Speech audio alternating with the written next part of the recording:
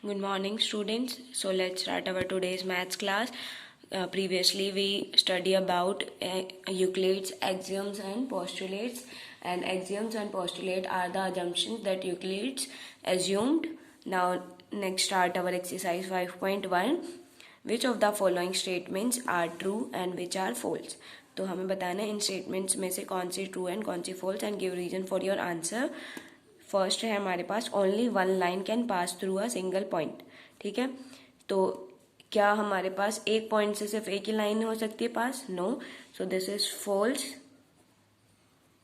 As there are infinite number of lines can pass through infinite number of lines can pass through given one point.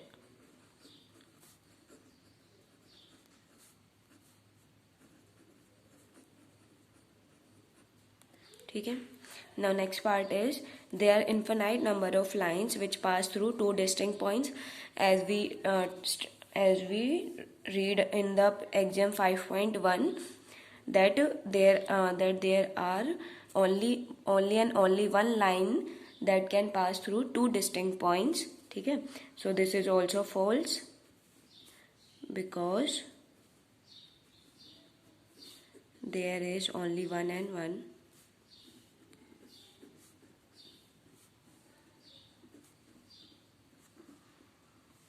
line that can pass through two distinct points.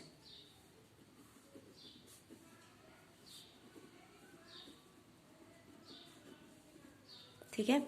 Now next है हमारे पास a terminated line. Terminated line थी हमारे पास line segment can be produce indefinitely on both the sides. So postulate third में हमने पढ़ा था कि terminated line can be produce indefinitely. So this will be true as in postulate, as in stated in लिख सकते हैं in postulate 3. ठीक है. Now next है if two circles are equal then the radii are equal. Obviously true, क्योंकि अगर उन दोनों सर्कल्स के एरिया इक्वल होंगे तो क्या होगा, हमारे पास दो सर्कल इक्वल है तो मतलब उनके एरिया इक्वल होंगे. और अगर एरिया इक्वल है तो क्या हो जाएगा, पाई आर स्क्वायर और पाई आर स्क्वायर इक्वल होंगे और पाई से पाई कैंसिल आउट तो रेडियस क्या हो जाएंगे वहाँ पे इक्वल.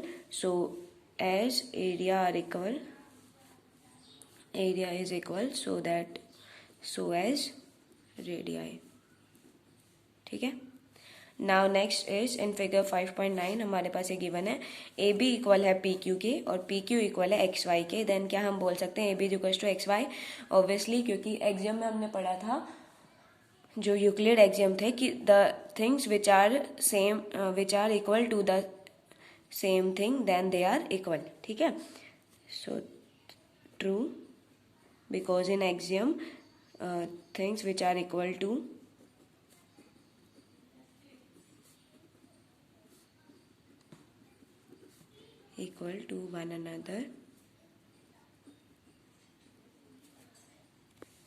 one another या same thing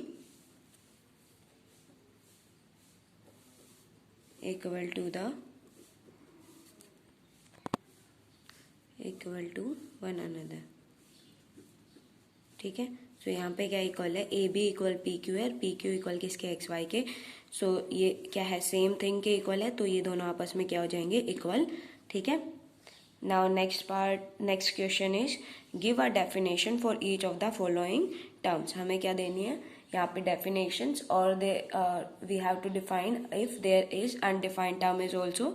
so parallel lines क्या है हमारे पास, two lines having no point in common are parallel lines. और यहाँ पे अनडिफाइंड टर्म क्या हो जाएगी कि उन दोनों के बीच का डिस्टेंस हमें नहीं पता. देखो लाइंस कब होती है पैरेलल, ये लाइंस इसके पैरेलल है. ठीक है. अगर हम बोले ये लाइन इसके भी तो पैरेलल है तो हमारे पास क्या है यहाँ पे इन दोनों का डिस्टेंस नहीं मेंशन है तो this will be the undefined term. ठीक है. नेक्स्ट है perpendicular lines.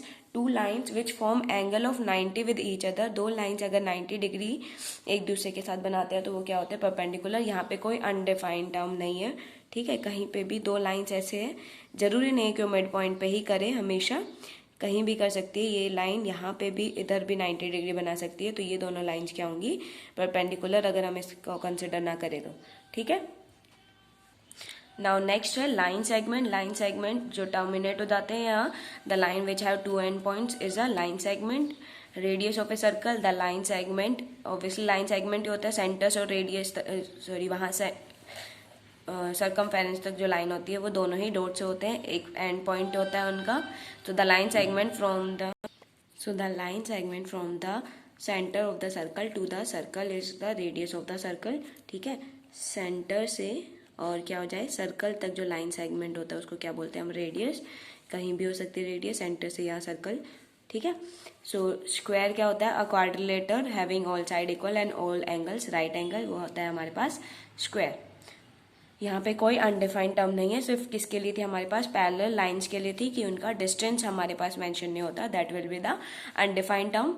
Now the next question is consider two postulates given below. यहाँ पे दो पोस्टुलेट्स हैं, इनको कंसिडर करना। Given any two distinct points A and B, there exist a third point C which is in between A and B. यहाँ पे क्या है कि दो डिस्टिंक्ट पॉइंट्स है ए और बी, और वहाँ पे उनके बीच में क्या है, एक पॉइंट है सी। ठीक है। नेक्स्ट पार्ट है, there exist at least 3 points are not on the same line. At least 3 point होने चाहिए जो कि सेम लाइन पे नहीं लाई करते हैं। Do these postulate contain any undefined term, क्या यहाँ पे कुछ अनडिफाइंड टर्म्स है। आर दीज पोस्टुलेट कंसिस्टेंट, मतलब होता है कि अगर वो दो टर्म्स डिफरेंट टर्म्स को अगर वो करते हैं तो उनको बोलते हैं कंसिस्टेंसी। सो यहाँ पे देखो, given 2 points A and B, सबसे पहले हमारे पास क्या है, ए बी से हमारे पास एक लाइन ज्वाइन होगी, और उसके बाद अनदर कंडीशन है यहाँ पे, सी जो है उन दोनों के बीच में लाई कर रहा है। तो यहाँ पे दो डिफरेंट सिचुएशंस है, तो यहाँ क्या होगा, ये कंसिस्टेंट होगा, और यहाँ पे भी ये कंसिस्टेंट होगा, क्योंकि देयर एग्जिस्ट एटलीस्ट 3 पॉइंट्स। यहाँ पे क्या है, 3 पॉइंट्स है that are not on the same line.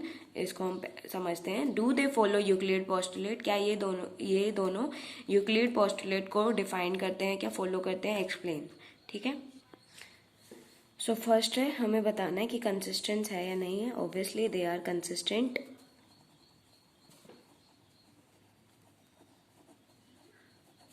Because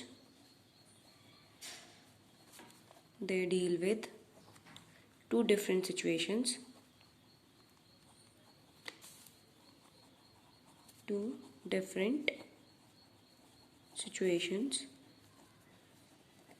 ना यहाँ देखो, फर्स्ट जो है वो क्या कहता है कि यहाँ पे एक लाइन है और उनके बीच में क्या कर रहा है, सी पॉइंट्स लाई कर रहा है। सो यहाँ पे हो गया हमारे पास given 2 points A and B,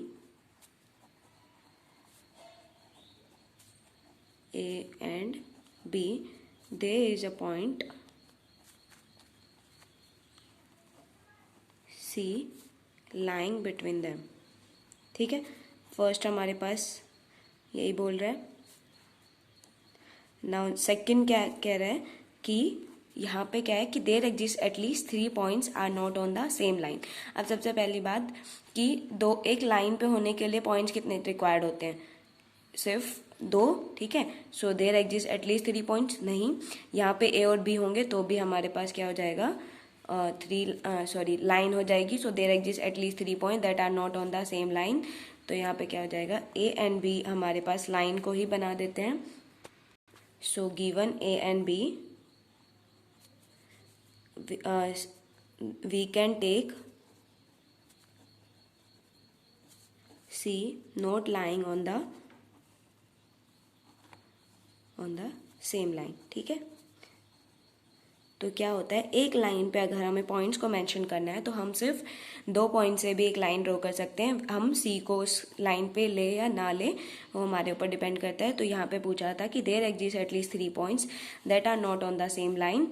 तो यहाँ पे हमने कर दिया प्रूफ कि ए और बी हमारे पास गिवन है और we can take C not lying on the same line. क्या ये पोस्टुलेट यूक्लिड पोस्टुलेट को फॉलो करते हैं, नहीं, नो दे डिडंट फॉलो, क्योंकि किसी भी पोस्टुलेट में हमारे पास ऐसे नहीं था। No they didn't follow Euclid postulate but